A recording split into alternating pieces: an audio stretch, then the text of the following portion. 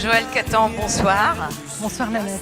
Vous êtes avocate et médiatrice, vous avez vécu en Équateur et vous résidez au Liban. En 2013, vous avez sorti votre premier roman, Parcours anonymes, et aujourd'hui c'est autour d'agitation, donc un recueil de poèmes de voir le jour. Alors ce recueil recèle de magnifiques photos, je voulais aborder la photo avant, que vous avez faite en Amérique du Sud avec votre propre objectif. Photographe aussi ? Apparemment, oui. En fait, j'ai voulu créer un nouveau concept, celui d'associer poèmes et photos, alors même qu'ils n'ont pas vu le jour simultanément, les photos ayant été prises pour le plaisir lors de mes différents voyages. Mais j'ai tenu à faire ce mariage de manière à ce que chaque photo reflète le thème du poème qu'elle accompagne. D'accord. Alors, l'écriture accompagne votre vie, mais comment s'est fait pour vous le passage de la prose à la poésie ?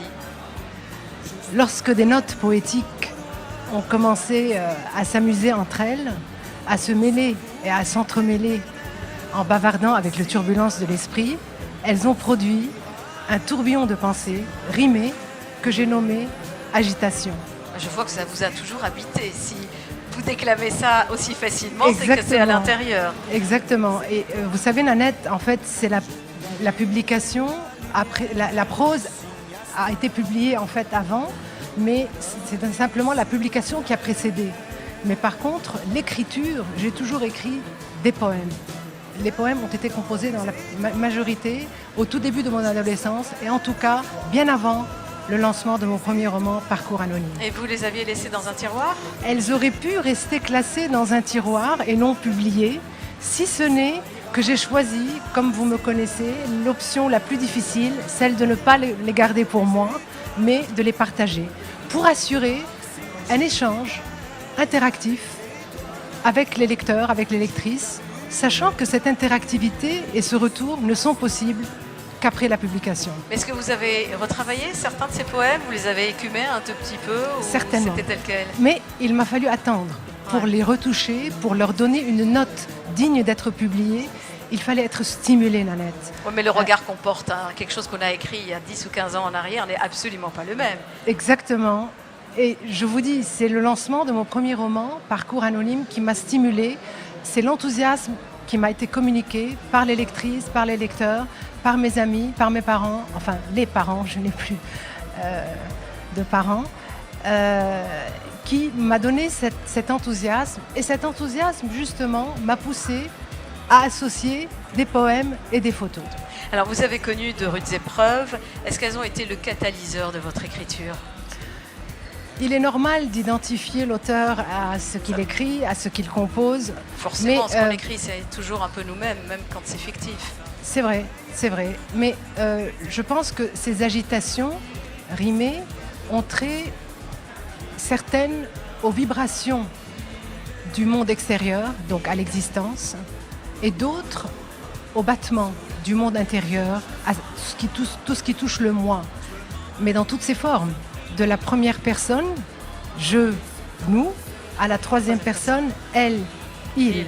Et vous savez, ce n'est pas toujours dû à l'humeur de leur auteur que les poèmes sont composés. Nous pouvons très bien composer des poèmes sombres en étant de très bonne humeur. Mais, à mon avis, c'est dû plutôt à la justesse du message à faire passer. Alors justement, pour moi, ce recueil, c'est aussi le recueil de la résilience, du chemin qui continue. Et pour illustrer ça, j'aimerais beaucoup lire, j'espère avoir le temps, un poème qui s'appelle « Ma vie ».